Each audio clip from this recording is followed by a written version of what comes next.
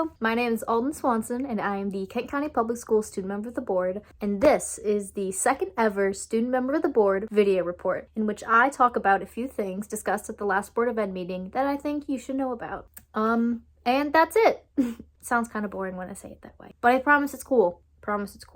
Alright, let's get right into it. This is the SMOB report for the November 11th Board of Education meeting. Alright, first up, I'd like to discuss the grant given to the Robotics Club at the high school for a total of, drum roll, I need a drum.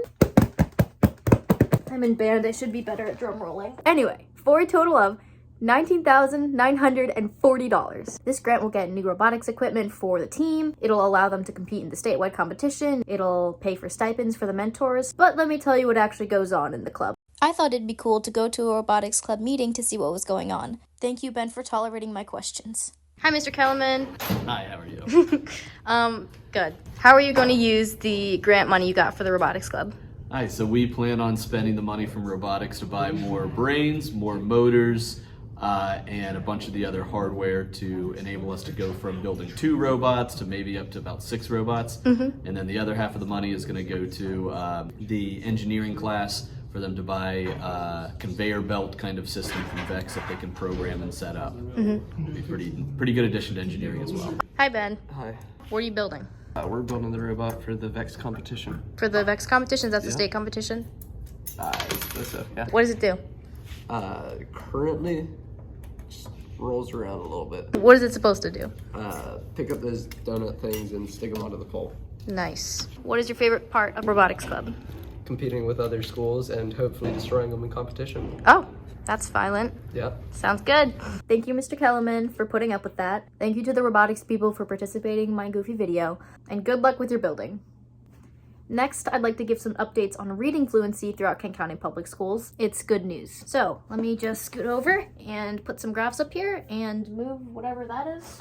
Can't move the outlet, unfortunately, but don't look at that. All right, so this graph shows the number of kindergarten students exceeding reading expectations, and it is obvious that we've made great improvement, increasing from 3 to 11 students in only a few years. This is a result of many factors, including the implementation of the Orton-Gillingham curriculum. This can also be seen in these graphs, which show a huge improvement from fall 2022 to fall 2023 in mastery of reading fluency. It is important to note that it looks like that number drops in fall of 2024, but you have to take into account that if a student exits the foundational skills area that was shown on the previous graph because they mastered it, then they leave the program and they aren't showing up on this next graph. So this graph makes it look like we're regressing, but we're actually not. We're seeing more and more students exiting the foundational reading skills because they're mastering it. The right side of the screen explains it better than I do. Anyway, all of this is really exciting because these foundational skills are the building blocks that lead to literacy, fluency, and comprehension, which are essential for the rest of their lives. Reading has to do with everything, especially in school. You have to know how to read to do math. Word problems?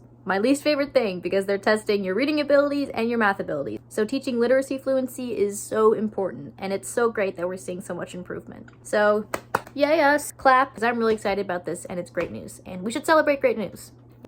And last but not least, I would like to let you know that we have chosen our graduation date for the class of 2025. I know that graduation is a long way away, but the sooner we can get the word out about the date, the less confusion there will be when it actually happens. Graduation for the class of 2025 will be on Friday, May 30th at 10 o'clock a.m. And the rain date is Saturday, May 31st at 10 o'clock a.m. This decision was made based on a survey sent out to the families of the upcoming graduating students. This is a day out for the high school students, but not any other KCPS students. The reason for this is that having the rest of the kids in school makes the day count towards the 180 days that the entire district has to have in their calendar, meaning that we don't have to have another day in the calendar to make up for the entire school district missing a day, since only the high schoolers really need off. So, I don't have to go to school on the 30th, but all my little brothers do. Anyway, that's the background info on how and why this decision was made. Remember to mark your calendars for May 30th at 10 a.m. to celebrate the class of 2025.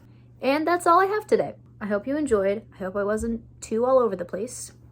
And I hope to see you next time. This has been the SMOB report for the November 11th Board of Ed meeting.